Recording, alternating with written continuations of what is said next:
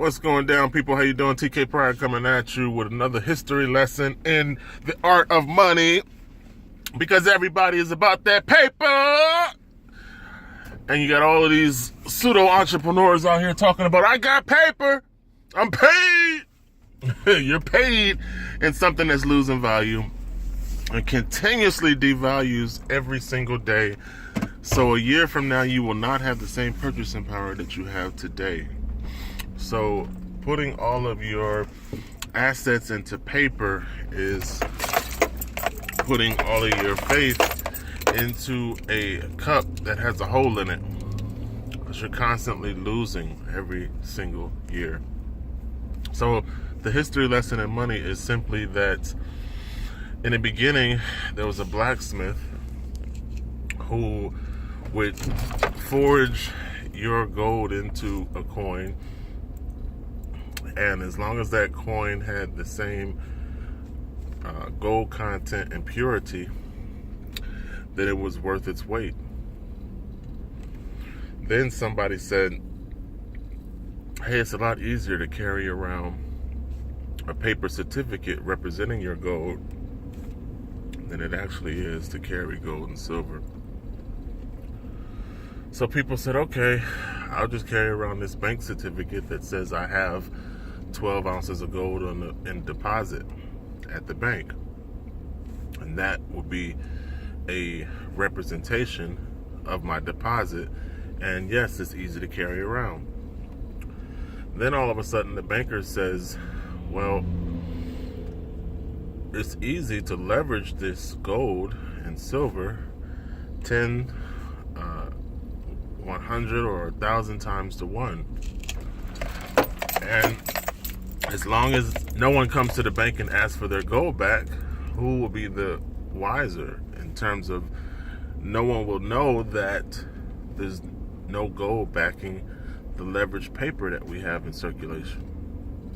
So we can basically multiply money out of thin air by taking one person's deposit and leveraging it to 10 people's deposit or 100 people's deposit.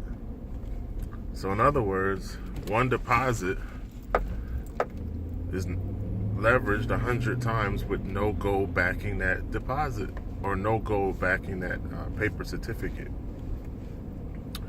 So that's how modern fractional reserve banking was born. Bankers found out that they could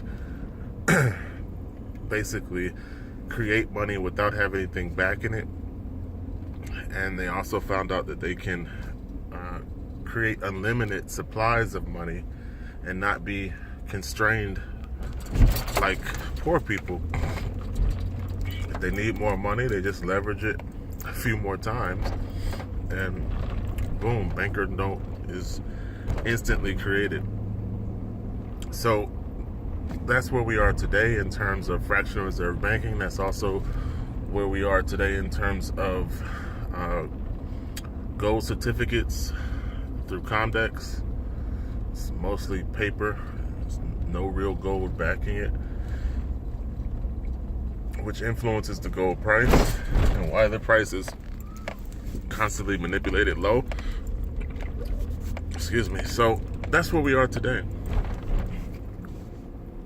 And what people don't understand is that when you print money out of thin air and your money supply is not backed by anything, the more you stretch it, the more it devalues everyone else's money. So I try to use the baseball card analogy because some people understand that for some reason sports is like ingrained in Americans' minds. So if you have a Mickey Mantle baseball card and there's only 10 of them in the world, the one you have is probably pretty valuable, especially if it's taken care of and it's in mint condition, right? But then if you print 10,000 Mickey Mantle cards, then the one you have all of a sudden becomes a little less valuable. So the same concept applies to printing within the money supply. QE basically increases the bank supply notes, and those bank supply notes is what creates money in circulation, and that increased circulation money really devalues the physical money that's in everybody else's pocket. So this means that the future, there will be a financial cliff.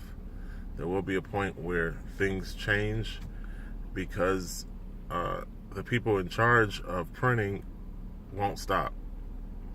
And they don't feel like there's repercussions to their actions, but mathematics always corrects itself at some point in time, and you can't escape that. That's one of those infallible nature laws that even though your arrogance thinks that you can beat nature, nature always wins.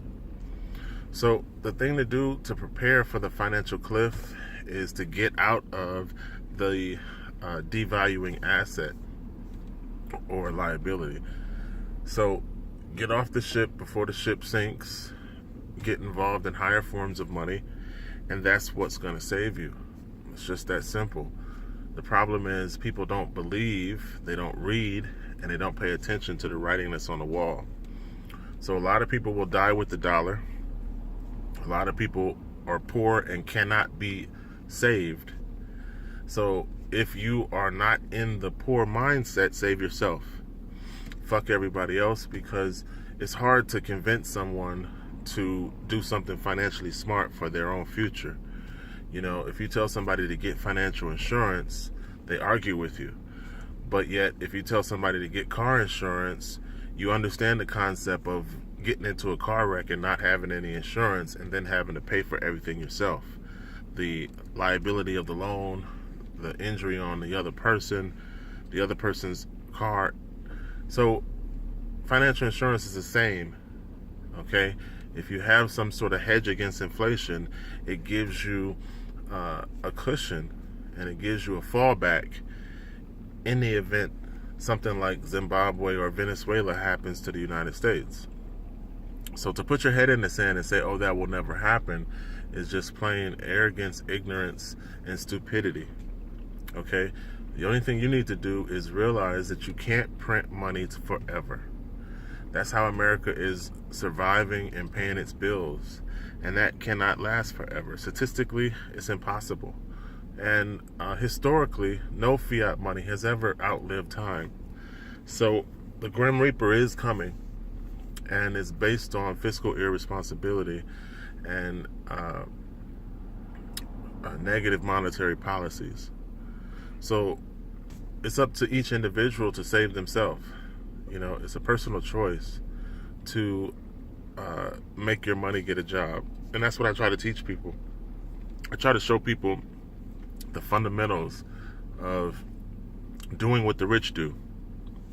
The rich don't work for money. They learn how to make their money work for them. And poor people have the option to do the same thing. They just have to learn the same tactics and then be due diligent about implementing those success tactics.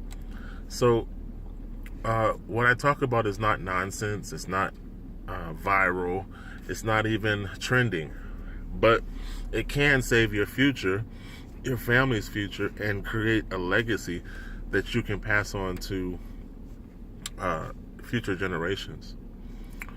But I'm only talking to a very small group of people. I know Facebook is very general, and I've been criticized about general advertising within a large medium like this.